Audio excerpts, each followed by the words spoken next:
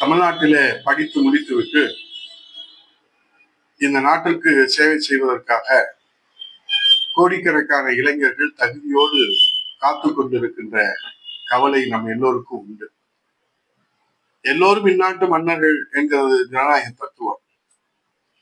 அனைவரும் சமம் என்று சொல்லுகிறது நம்முடைய அனைத்து கொள்கைகளும் கோட்பாடுகளும் லட்சியங்களும்.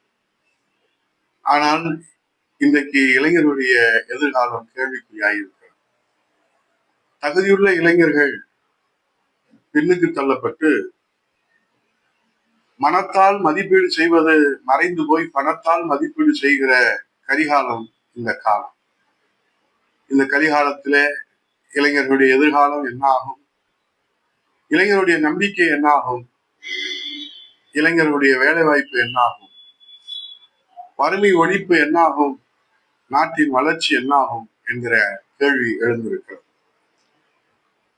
இன்றைக்கு நகராட்சி நிர்வாகத்துறை அமைச்சர் நேருவின் சகோதரர் கடந்த 12 ஆண்டுகளுக்கு முன்பு அரசு வங்கி ஒன்றில் பல கோடி ரூபாய் கடன் வாங்கி இருக்கிறார். அதை அடைக்க முடியாமல் காலம் தாழ்ந்த வங்கி அதிகாரிகள் காவல்துறைக்கு சொல்ல அது எப்படியோ அமலாக்கத்துறைக்கு எட்ட அவர்கள் எதையோ தேடி கடைசியில் தமிழ்நாடு தேர்வாணைய பணியாளர் துறையில் 888 கோடி ரூபாய் ஊழல் வெளிச்சத்திற்கு வந்திருக்கிறது. முறைகேடு வெளிச்சத்திற்கு வந்திருக்கிறது.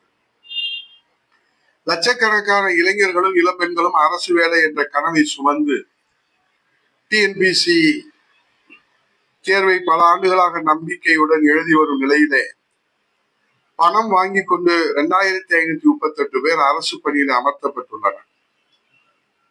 முதல்வரின் கவனத்திற்கு இது தெரியாமலா நடந்திருக்கும் என்கிற கேள்வி இளைஞர்கள் மத்தியிலே எழுந்திருக்கிறது. கனவு காணுங்கள் என்று சொன்னார் அப்துல் கலாம். அந்த கனவுகளோடு பரீட்சை எழுதி காத்திருந்த இளைஞருடைய தலையிலே இடி விழுந்திருக்கிறது. ஆம், 2538 பேர்களிலே ஒரு நபருக்கு 25 லட்சம் ரூபாய் என்று கொடுக்க முன் வருபவர்களுக்கு தான் வேலை என்று புகார் எழுந்திருக்கிறது. ஊழலுக்கான ஆதாரங்களை காட்டி இவர்கள் மீது எஃப்ஐஆர் போடுங்கள் என்று அமலாக்கத்துறை சொன்னால் நாங்கள் என்ன தபால்காரர்களா என்று கேள்வி கேட்கிறது மாநில காவல்துறை. ஊழல் செய்வதும் ஊழல்வாதிகளை பாதுகாப்பதும் தான் இந்த அரசுடைய கடமையாக இன்றைக்கு 4.5 ஆண்டு காலம் நடவடிக்கைகள் மேற்கொள்ளப்பட்டு வருகிறது. பணம் கொடுத்து அரசு வேலையில் சேர்வோர் தங்கள் கொடுத்த பணத்தை திரும்ப எடுக்க வேண்டும் என்ற எண்ணத்தில் பொதுமக்களிடம் கையூட்டு பெறுவது நாம் நடைமுறையிலே பார்க்கின்றோம்.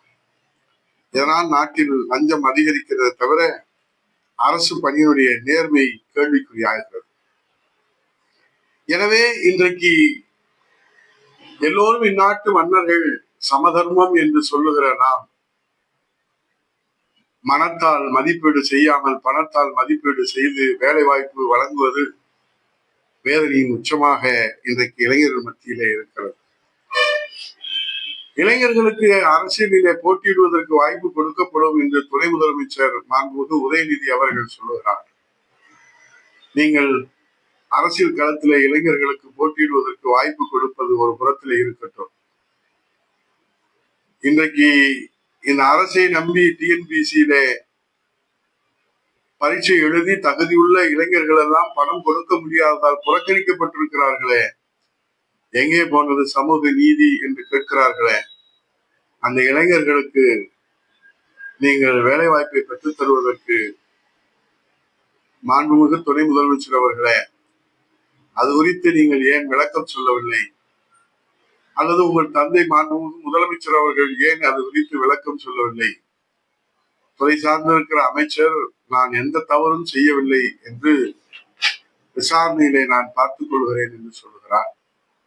ஆகவே எங்கே போகிறது இளைஞர்களின் எதிர்காலம் என்ற கேள்விக்கு நிச்சயமாக 2026 சட்டமன்ற தேர்தல் இளைய சமுதாயமே, மாணவ சமுதாயமே, உங்கள் நம்பிக்கைக்கு உங்கள் எதிர்காலத்திற்கு உத்தரவாதம் இல்லாத இந்த அரசு இப்போதே 1 கோடி பேர்கள் தகுதியுள்ள இளைஞர்கள் பட்டப்படிப்பு படித்துவிட்டு வேலை வாய்ப்பு அலுவலகத்திலே பதிவு செய்து காத்திருக்கிறார்களே, அவர்களுடைய கவலைகள் எல்லாம் இந்த அரசு நம்முடைய எதிர்காலத்தை கேள்விக்குறி ஆகியிருக்கிறதே, இதற்கு தண்டனை தர வேண்டாமா?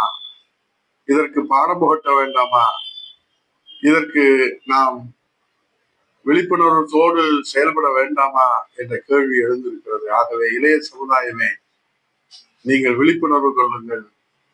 இந்த அரசை நீங்கள் வீட்டுக்கு அனுப்பினால்தான் நீங்கள் நாட்டிற்கு சேவை செய்கிற வாய்ப்பு உங்கள் வீடு தேடி வரும் என்பதை இந்த நேரத்திலே நான் பணிவோடு சொல்லி, புரட்சி தமிழர் ஐயா எடப்பாடியார் ஆல்பாஸ் முதலமைச்சர் என்று அன்போடு அழைக்கிற மாணவ சமுதாயமே, இளைய சமுதாயமே, உங்கள் நம்பிக்கைக்காக உழைத்துக் கொண்டிருக்கின்ற நம்பிக்கை நாயகர், நலத்திட்ட நாயகர், உங்கள் நம்பிக்கைக்குரியவர் புரட்சி தமிழர் ஐயா எடப்பாடியாருடைய தலைமையிலே மீண்டும் மக்களாட்சி மலருகிற போது எல்லோரும் இந்நாட்டு மன்னர்கள் என்கிற தத்துவம் நிலைநிறுத்தப்படும் என்று சொல்லி விடைபெறுகிறேன். நன்றி.